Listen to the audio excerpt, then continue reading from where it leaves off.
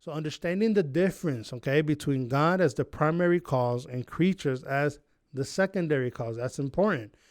We have to understand those two things, okay? We cause things to happen, yes. We're free moral agents, right? We have free choices that we make. And we'll be more specific about that here in a little bit. But we do cause things to happen, obviously. But our actions, okay, those are subordinate to God and his actions. Okay. So I want to demonstrate that to you guys. I got a little pad here that I like to draw on once in a while. And let me show you guys how that actually looks, because maybe if I give you guys a visual, that will be a little bit helpful for you all. Okay, so let me switch. Let me make sure this is working. Okay. So here we go. Okay, so think about it this way. Okay, when Jonathan Edwards, when he talked about three realities, and the way that he talked about three realities, he put it this way. He said that one was heaven. Okay. So you had heaven up here, and you have earth, okay, and then you have hell, okay. Now we can understand that actions take place here, okay, and presumably actions take place here as well, okay, and actions take place here. So when I say, okay, that we cause things to happen, but our actions are subordinate to God and his actions, what I'm saying is this: we can act freely here in the earth, okay, but everything that's happening here in the earth is under the authority of God. So God is in heaven, right?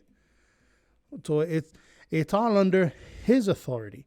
So whatever his actions are, right, are above our actions. Now, I'm going to explain this a little bit in more details later here if I get a chance, but I want you to kind of get the understanding here that whatever our actions are on this plane here called earth are under or are subordinate to God, okay, no matter what, because God is in control. Hopefully that makes some sense. Okay, if we think about now, there's something that I do need to mention here, and it's called concurrence. Okay, so understanding concurrence. Let's give you a quick definition here. Concurrence defined is the fact of two or more events or circumstances happening or existing at the same time. Okay, so that means that God acts through his creation. That includes us and nature. Okay, so God acts.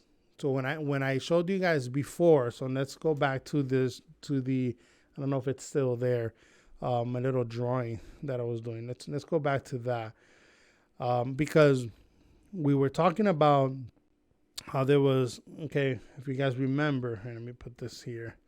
So we had heaven, okay, and this is where God is at, okay, and then we had earth, okay. Remember, we had hell down here.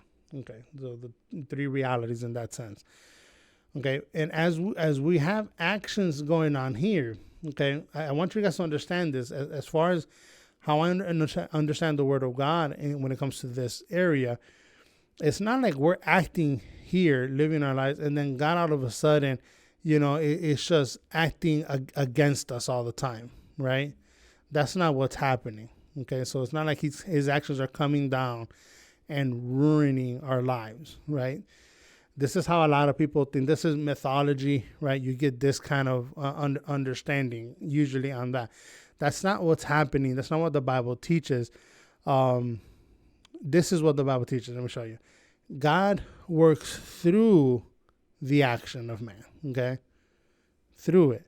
Now, because it's coming from a higher place, it's always, our actions are always going to be subordinate to his.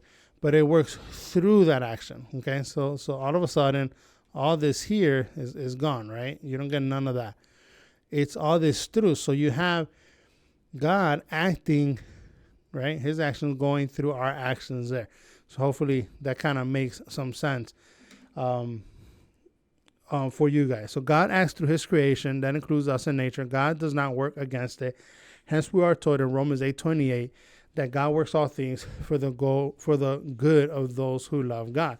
Now, yeah, I'm going to say something that might sound a little harsh here, but if you're not a believer, you can't expect anything good from God. There's no promises for you other than, the destruction that's promised you by the very wrath of God. Because we're all sinners, okay? And so the call that goes out is to believe in Jesus Christ and be saved. That's the call. So you have to believe in Jesus Christ. Now, if you don't want to believe in Jesus Christ, you can't expect nothing good from God. Yet, God still does good, does he not?